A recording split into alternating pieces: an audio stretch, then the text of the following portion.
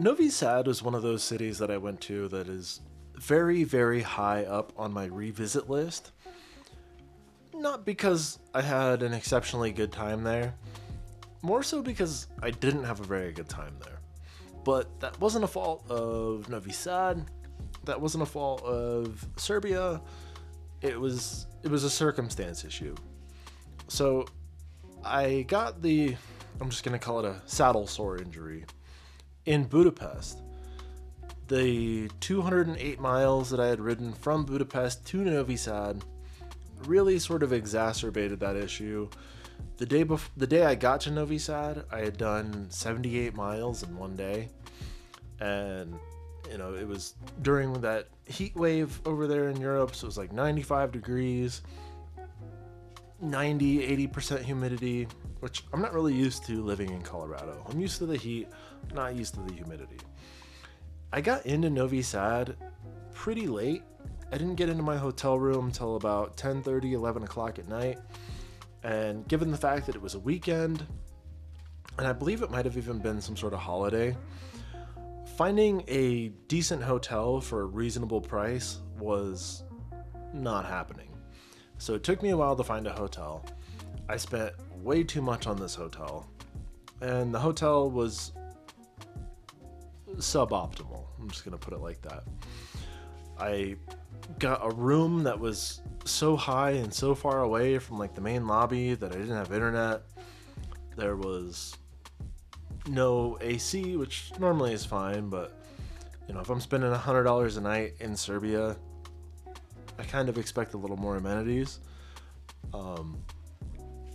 And they made me pay for 2 nights up front. It was a 2-night minimum, and I had to pay up front, which should have been my first red flag to just go. But I'd done 78 miles, and I was beat. It was late. I was tired. I was like, okay, whatever.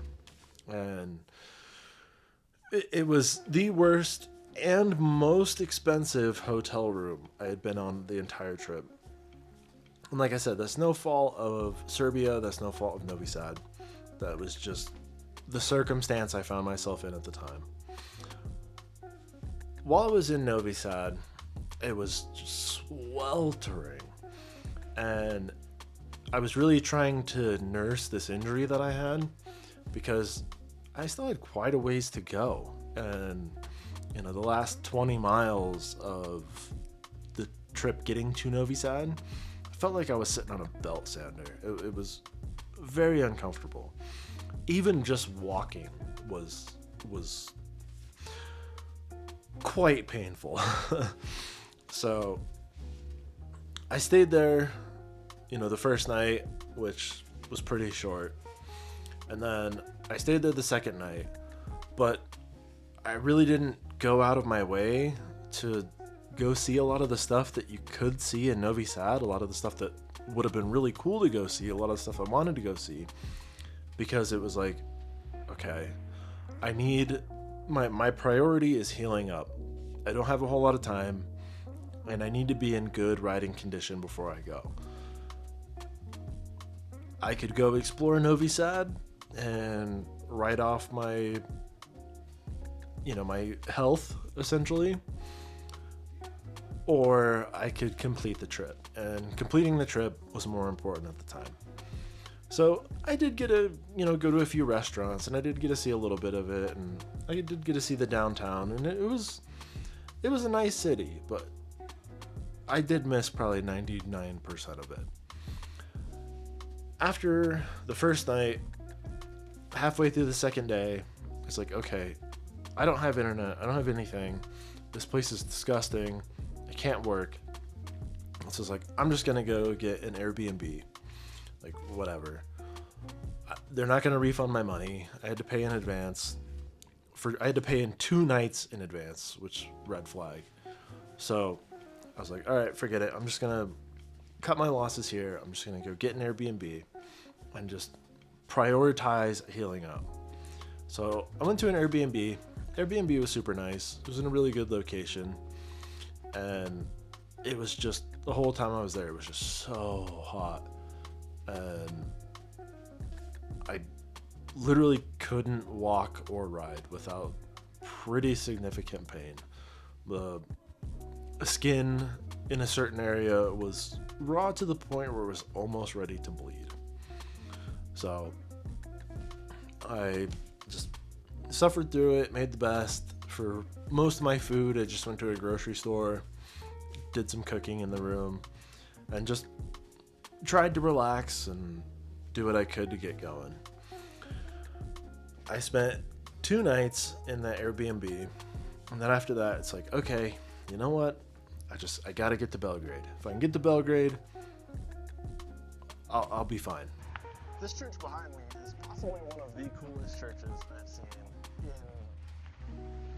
maybe ever, but definitely all of the trips so far. Well, I guess I won't describe it to you either because it's locked, but there was a guy out here a second ago, and he left, so didn't really get a look on the inside, but I bet the inside is absolutely gorgeous if the outside is, one, looks the way it does and is as well kept as it is. I bet the inside is just insane. I'm sure there's pictures online.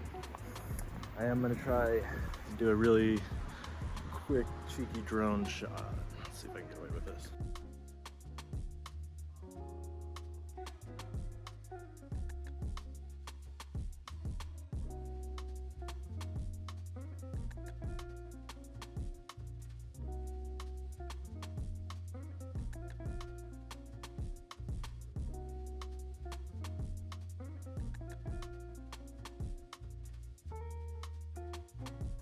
I don't want to spend any more time in Novi Sad where I can't even do anything.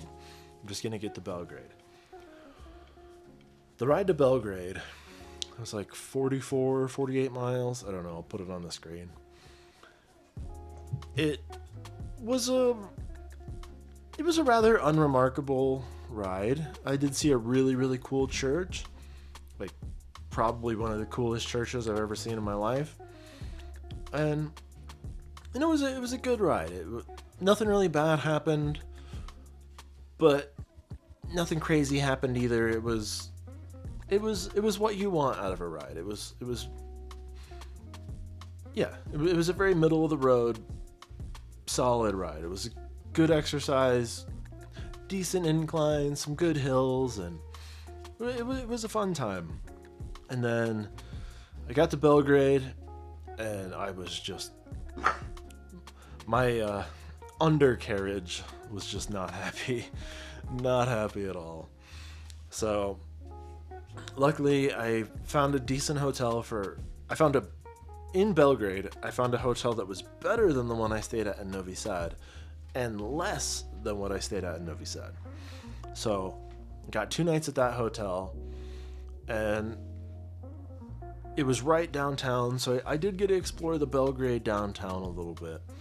So it was a good time. Belgrade is another one of those places where it's like, Belgrade seemed like a really cool city. If I was in any shape to walk around, go see the sights, go do the things, I would have had a great time. Even when I was coming in, I came in on this like river path, and riding that river path was super cool, and it was just, it was a lovely, lovely city. I was genuinely surprised by how cool Belgrade was. But I was disappointed because I physically couldn't go do things. So Novi Sad and Belgrade are very high on my list of places to revisit, because I think if I go there fully healthy, able to walk, I think I'll be able to have a really, really good time there.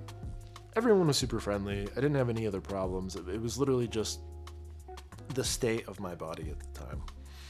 So yeah, those 2 cities I really want to go visit again. Had amazing food. If you like food, geez, the Novi Sad and Belgrade are just top notch for inexpensive, amazingly good food. Everyone is super friendly. It was an absolutely lovely time. It was literally just the fact that I walked 17 miles in high heat, high humidity in Budapest and totally hamstrung myself for the rest of the ride.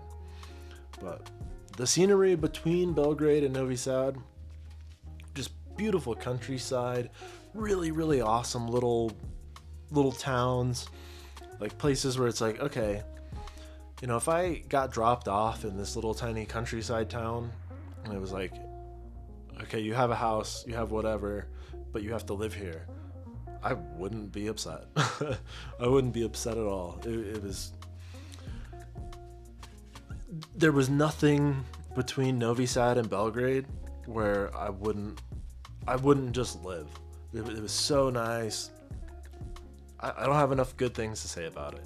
I have nothing bad to say about it at all. Lovely, lovely area of Serbia. So, yeah. Novi Sad to Belgrade, kind of uneventful. But Novi Sad and Belgrade could have been more eventful, but I was recovering from an injury, so is what it is.